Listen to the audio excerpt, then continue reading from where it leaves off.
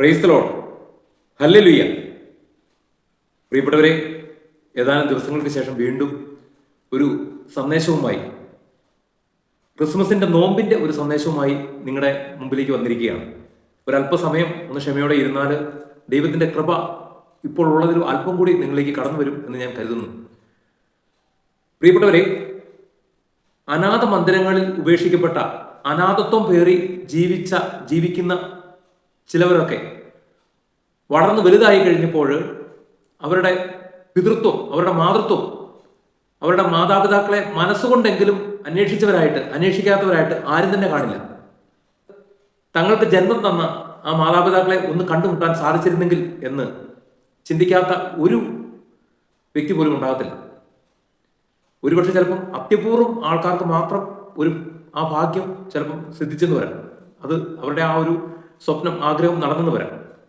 പ്രിയപ്പെട്ടവരെ, ഇതുപോലെ തൻ്റെ സൃഷ്ടാവിനെ, തന്നെ സൃഷ്ടിച്ച ദൈവത്തെ കണ്ടെത്താനായിട്ട് പല വ്യക്തികളും ശ്രമിച്ചിട്ടുണ്ട്, ഇന്ന് ശ്രമിക്കുന്നുമുണ്ട്.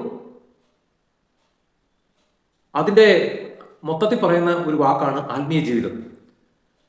നിരവധി വിശുദ്ധന്മാര്, നിരവധി മഹോന്നതന്മാര്, ശ്രേഷ്ഠന്മാര്, അത്തരത്തിലുള്ള ആ നിരവധി ആളുകൾ ചരിത്രത്തിന്റെ താളുകളിൽ കടന്നു പോയിട്ടുണ്ട്. പ്രിയപ്പെട്ടവരെ, ഇന്ന് ഡിസംബർ 2-ാം തീയതി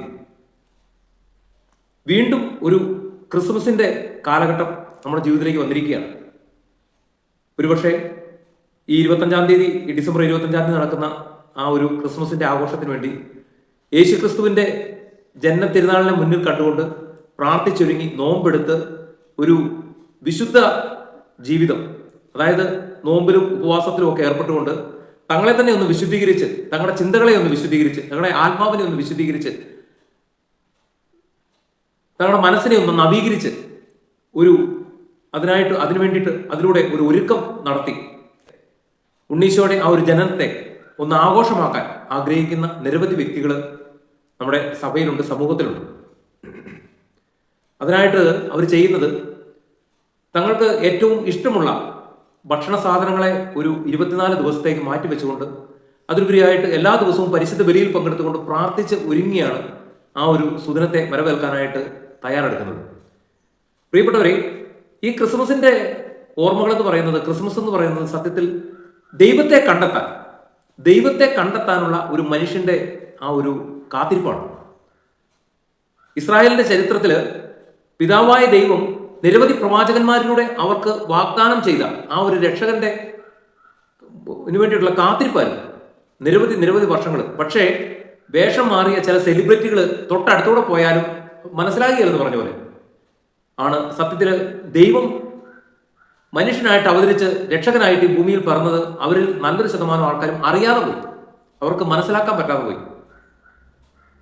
ദൈവത്തിന്റെ ആ ഒരു രക്ഷാകര കർമ്മം സംഭവിച്ചതിലൂടെ ദൈവം ഭൂമിയിൽ മനുഷ്യനായിട്ട് പിറന്നത്, ആദ്യം അറിഞ്ഞത് ദാരിദ്ര്യത്തിലും കഷ്ടതയിലും ദുഃഖത്തിലും ദുരിതത്തിലും കഴിഞ്ഞിരുന്ന ആട്ടിടയന്മാരായിരുന്നു.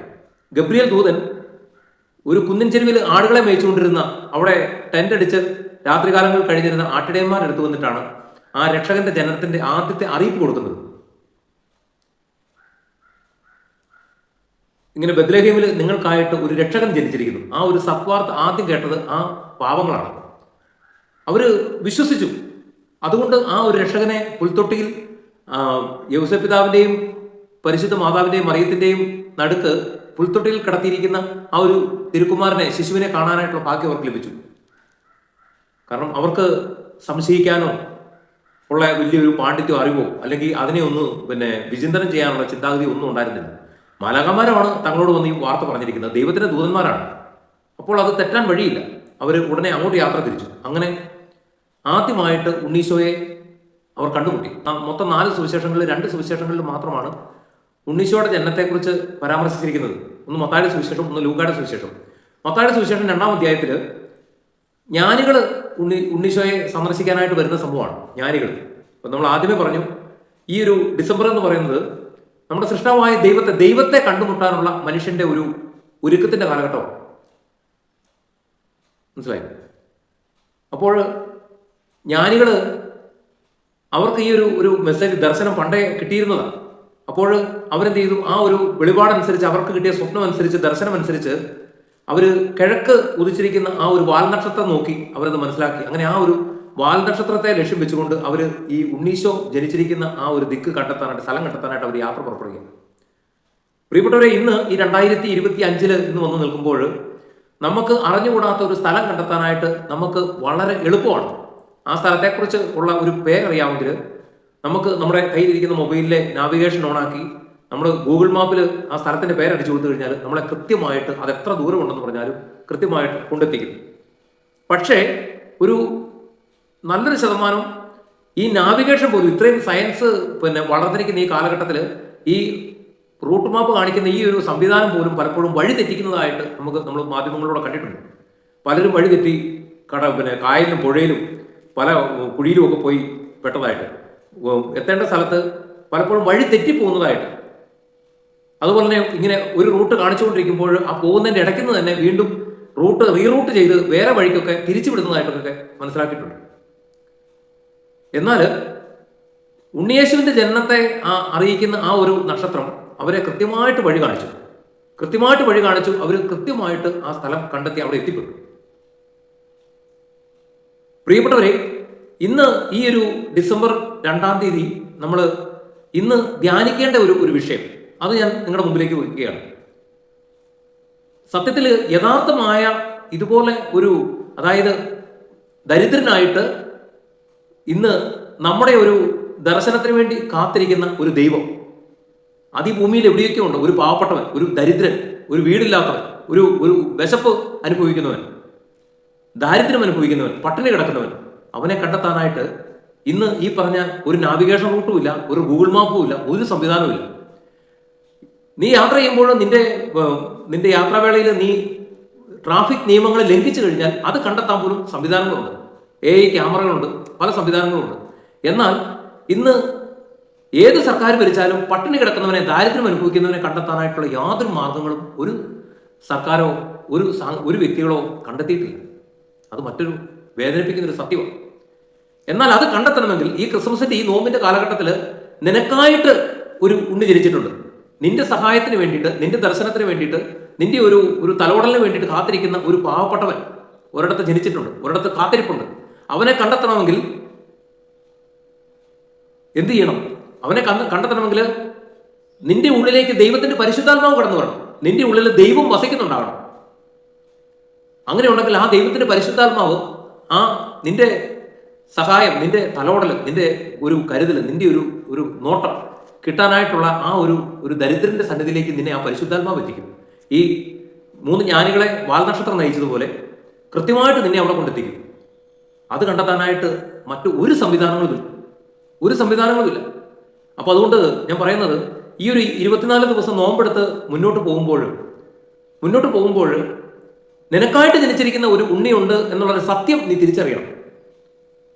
എവിടെയോ വർഷങ്ങൾക്ക് മുമ്പ് ഇത് പറയുമ്പോൾ ഞാൻ ഓർക്കുകയാണ്, ഇതുപോലൊരു ക്രിസ്മസിന് ഞങ്ങളുടെ നാട്ടിൽ ഉണ്ടായിരുന്ന ഒരു പാവപ്പെട്ട ഒരു കുടുംബത്ത് അവരുടെ വീട് തന്നെ വളരെ ചെറുതാണ്. എനിക്കന്ന് പരിശുദ്ധാത്മാവ് തന്ന ഒരു ചിന്തയനുസരിച്ച് ഞാൻ എന്ത് ചെയ്തു, അവിടെ ഒരു കുഞ്ഞേ ഉള്ളൂ. അവർക്ക് അപ്പനും അമ്മയ്ക്കും കൂടെ ഒരു ഭാര്യയ്ക്കും ഭർത്താവും കൂടെ ഒരു കുഞ്ഞേ ഉള്ളൂ. കുഞ്ഞു വീടാണ്, വലിയ വരുമാനമൊന്നുമില്ല, ദാരിദ്ര്യത്തിൽ കഴിയുകയാണ്. ഞാൻ ആ മോനൊരു ഉടുപ്പും അതുപോലെ ഒരു കേക്കും മേടിച്ച് ഞാൻ ക്രിസ്മസിന്റെ ഒരു 2-3 ദിവസം മുമ്പ് ആ ഭവനത്തിൽ കടന്നിരുന്നു. എന്നിട്ട് ഞാൻ അവർക്ക് കൊടുത്തിട്ട് പോകും. പ്രിയപ്പെട്ടവരെ, ഒരിക്കൽ ഒരു അക്രൈസ്തവനായ ഒരു സഹോദരൻ രോഗിയായിട്ട് കിടക്കുകയും കിഡ്നി പേഷ്യൻ്റാണ്. അവരുടെ വീട് തന്നെ വളരെ ശോചനീയമായ ഒരു അവസ്ഥയാണ്.